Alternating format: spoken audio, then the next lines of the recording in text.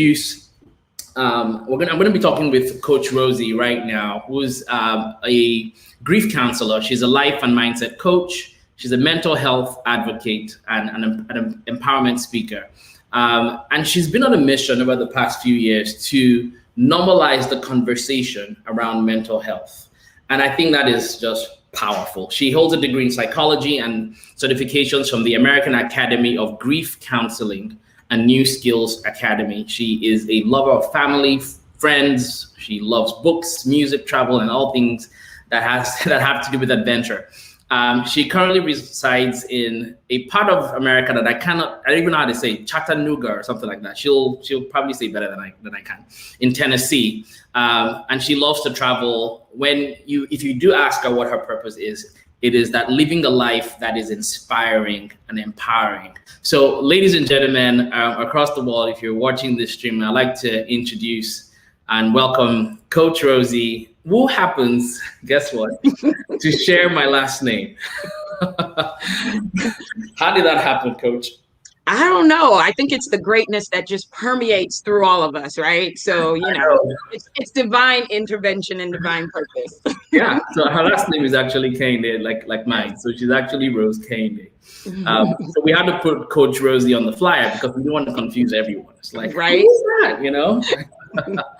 So good to have you. Good to have you. I think, the first question would really be, tell us very briefly about you. But I think the bigger question for me is, why this path? Why are you talking to people about grief? Why are you helping people in this particular industry? Well, a little bit about me, just to add to what you've already shared with the people. And it's Chattanooga, Tennessee. Chattanooga. Yes, Chattanooga. And so for those who have no idea where that is or are thinking, what?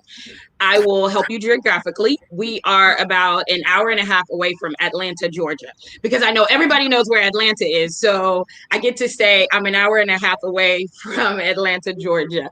But yes, a little bit more about myself. I'm originally from Nigeria, and I have been in the United States for most of my 25 years of life. Wink, wink. So for those of you that believe that that's my real age, see me afterwards. I got a little something for you. But I'm pretty much a native of Chattanooga, Tennessee. I did all of my schooling here. I graduated from high school at 16. So my dad was like, nope, you're not going anywhere for college. You're going to stay right here where we can keep our eyes on you. So I graduated from the University of Tennessee in Chattanooga. Like you said, avid traveler, of course, pre-COVID. So hoping to be able to get back on an airplane soon so that I can travel the world safely, of course. Most importantly, like you said, I believe that my existence on this earth is about purpose. It's about living a life that is inspiring, that is empowering, that, when I take my last breath on this earth, I can say that I truly did live a life of purpose, and I died on empty, because I truly believe that when you live a life of purpose, you die on empty, which is a good empty, because you did everything that was expected of you and everything that God called you to do. So yes, I believe that mental health is a conversation that we should talk about more often. We need to allow people to feel safe. We need to create a safe space when it comes to the conversations around mental health, because there's freedom. There's freedom in talking about it. There's freedom in sharing your experiences. There's freedom in being able to be transparent and honest with people and saying that, hey, just because I look like my stuff is all together, I struggle as well. And that's, we wear these masks on a daily basis where we are just trying to pretending to people who are also struggling with the same things that we're struggling with. So if we're all open and we become free and transparent with this conversation, I believe that we can impact our world in a greater way. And that's my mission, has been that. And it started from a personal experience. I know you asked me why this mission. Yeah. In 2014, my dad passed of cancer, and he was our stronghold. I mean, like, he was our rock. He was our everything. And of course, next to God, there's God, and then there's Daddy. So it was a shock for me. It was a low blow. I didn't know. I was like, wait, what is happening? My daddy's gone. So what am I supposed to do now? And it sent me down into a downward spiral of depression. And on the outside, I looked like I had it all together. You know, like, Yeah. oh, Rose is showing up. She's doing her thing. She's, you know, she's living life like nothing happened. But once I got back on the inside behind my own closed doors, I was struggling. You know, I was finding myself crying. I was finding myself not really interested in the things that that I, you know, usually would be doing. So it was after I was able to get help for myself, I said, okay, I have to be one of the voices that makes talking about mental health normal, that makes talking about mental health a thing that we do. So Powerful. that's where my passion started, and that's where I'm headed. That's really awesome. So let's define mental wellness, because I think it's important for us to kind of set that foundation. What is mental wellness to you?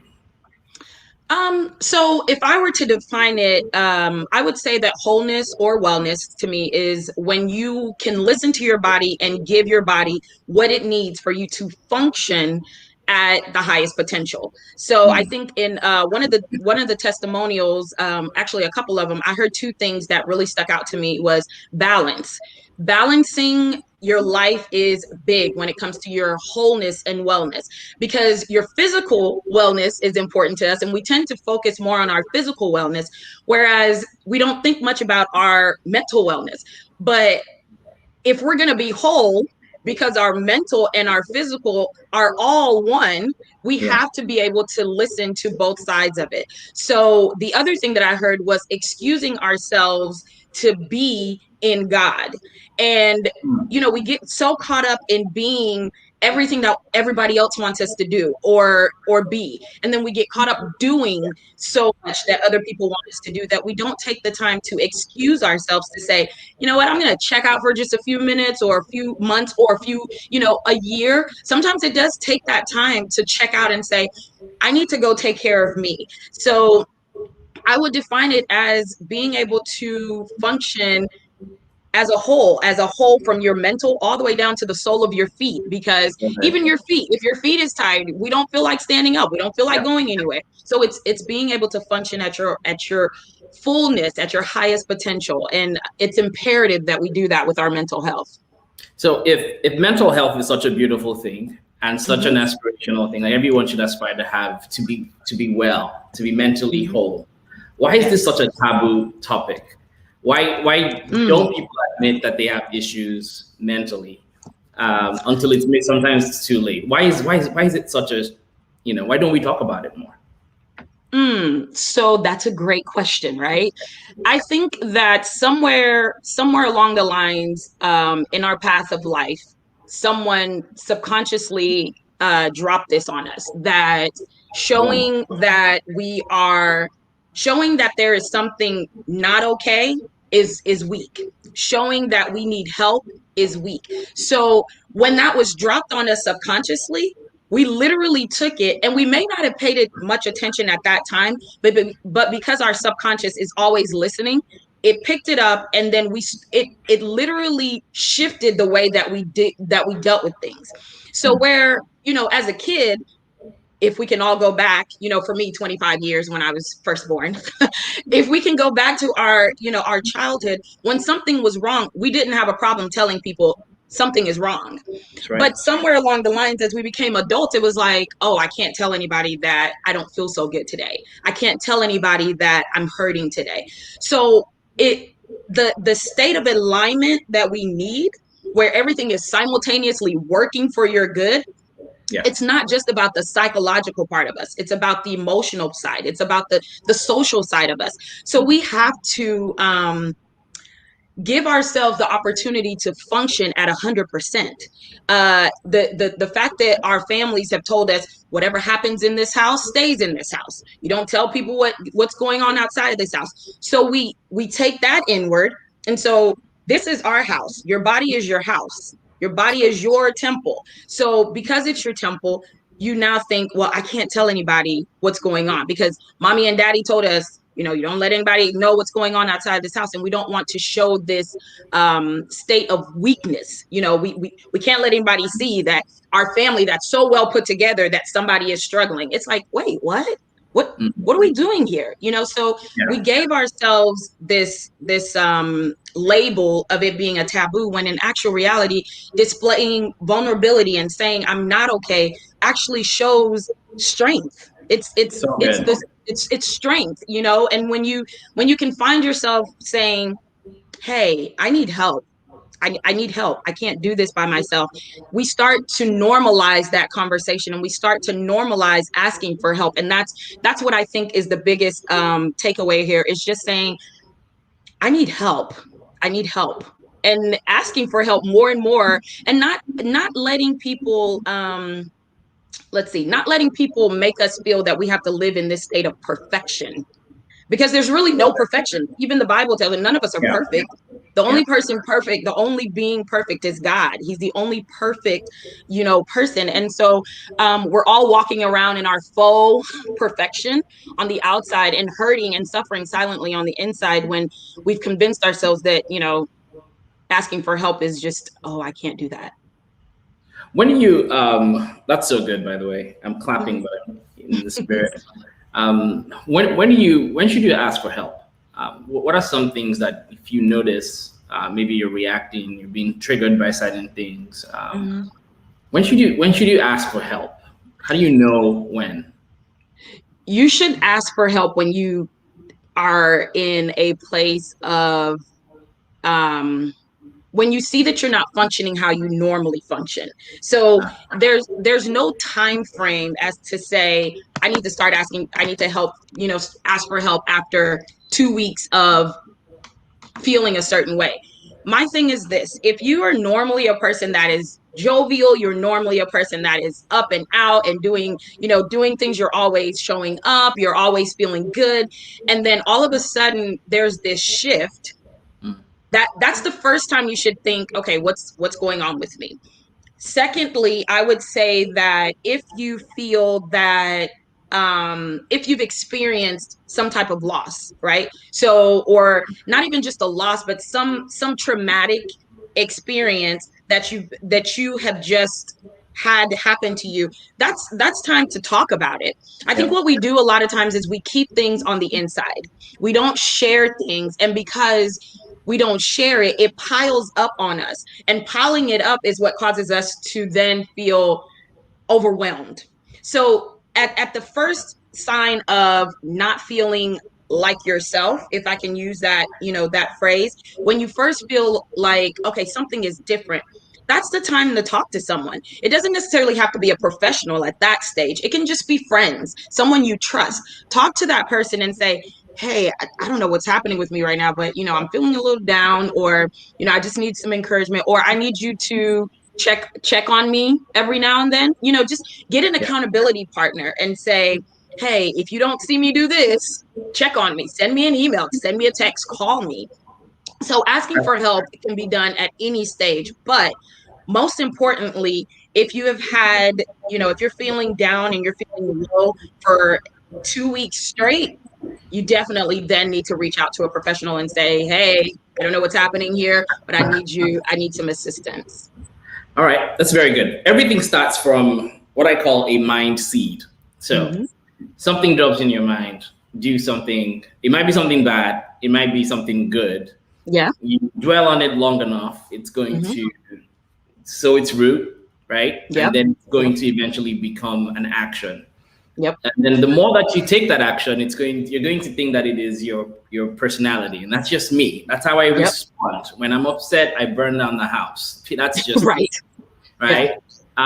So my question is, how do you navigate unhealthy thoughts? If we were to X-ray everyone's mind, you would know that some of us have very dark thoughts, including the best of Christians who look absolutely the best dressed people in the world, right? At the end of the day, behind the mask, we all have negative thoughts, and sometimes we have really dark thoughts, right? Yeah. How do you navigate those thoughts? thoughts before they become an action and before they become something that you think, that's just me. Yeah. Well, so the first thing you have to do, you always have to evaluate where the thought came from. So what's the root of this thought? What happened that even took me down this path of thinking? Because I tell my coaching clients that if you can change how you're thinking about situations, you can change your thought process about that situation and how you navigate through it. So it starts with identifying, where did this come from? Is this an external factor or is this internal? Did I make this up because of something that I experienced or I saw someone else experience? Or did someone say something to me that automatically made me think, okay, yeah, that has to be the gospel truth? So sometimes it's not even about it's not that we want to think that way, right? It's not that we want to get into a place of thinking darkly, but it's because we saw someone else deal with the situation. So they dealt with that, they had that experience, and the way they dealt with it may have worked for them. So now I'm thinking about dealing with the same my situation in the same way. Yeah. So I say to navigate through, you start off by evaluating, where did it come from? So Identify where it came from. If you can identify it, then we can say, all right, well, let's unpack this and understand why this is how I'm thinking about it. And then let's come up with a different way of thinking about it so that we can get on the positive side. Unfortunately, life, humans, we all navigate towards negative things, negative way of thinking. There's this thing called negativity bias. We would rather think about the negative side of it versus thinking about the positive side of things. So wow. we generally will lean to the negative side because it makes us feel better. Nobody, as crazy as it sounds, that's just the way our brains are wired, right? It's wired to think about the negative side of things versus thinking about the positive side. So I tell my coaching clients, hey, here's a way of thinking about it. You can think about the negative thing, but also give yourself the positive of that. So if you think about the positive, I think it goes back to what you said. There's a seed, and what you plant and what you feed is what grows. If I think more about the positive side of that, guess what's going to manifest? The positive side is going to manifest. But if I think about the negative side, it's going to be the negative that grows. The Bible tells us, as a man thinketh, So so is it's he. So if you think on the positive side, if you allow yourself and you give yourself that permission to say, you know what, yes, the negative side is there, I understand that, but I also understand that there's a positive side to this thing, and it's all about how I choose to think and how I choose to take um to take direction towards the end goal. What do I want to happen? Do I that's good. want the That's negative good. or do I want the positive? And That's good. most of us, innately, we want good things to happen, but because we don't feed the positive side, we tend to get the negative outcome. So We don't have time. I know. I've got so much more to ask you, but we don't have time. Yeah. Please go to rosekehinde.com, ROSEKEHINDE.com, and please, she's a coach. She's got amazing programs. Please follow her on social media. We want to bring you back next week, Saturday. Okay. Because we don't have time. And I know there's a lot of questions already coming in on social media right now. And we still have a few things that we want to get through today. So Absolutely. we would like to bring you back next week, Saturday. Okay. And I think this is going to be 10 a.m. Central. We usually do 11, but we're going to do 10 a.m. Central.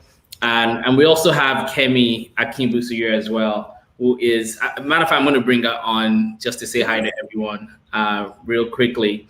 And we would like to have you guys come back next week and there's also someone else as well called Ella, who's not with us. She's not here on today for the stream, but we're hoping she'll be able to be with us. So the four of us will kind of unpack next week mental wholeness and mental wellness. But good to have you, Kemi. How are you? Awesome. So give us your 1 minute.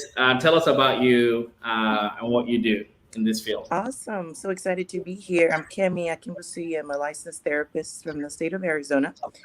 Used to be a Chicagoan. I am very passionate about mental health as well as Coach Rosie from just a non-clinical standpoint as well as a clinical standpoint, because I think it's important to merge both. I'm passionate about communities, people of faith, children, adults, families. I'm kind of the whole gamut. And I was listening to Coach Rosie, and I picked up a few things like, hey, we need to ask questions here. I love your passion, Rotimi. Just thank you so much for doing this for so many Absolutely. years. Excited to be here. Thank you. Thank you very much. Yeah. Next week we're going to really deep. We're gonna do a deep dive into this topic. So I do want to say thank you to you guys. Thank you so much for coming on. And Coach Rosie, thank you so much. Thank you. We'd love to have you back again. If you want her to come back, show some love in the comments, okay? And we're gonna have her come back. But this was really, really good. I wish we had more time. We already had a time, and I have to bring our next speaker. But thank you so much, Coach Rosie. Once Thank again, you. at rosekende.com. All right.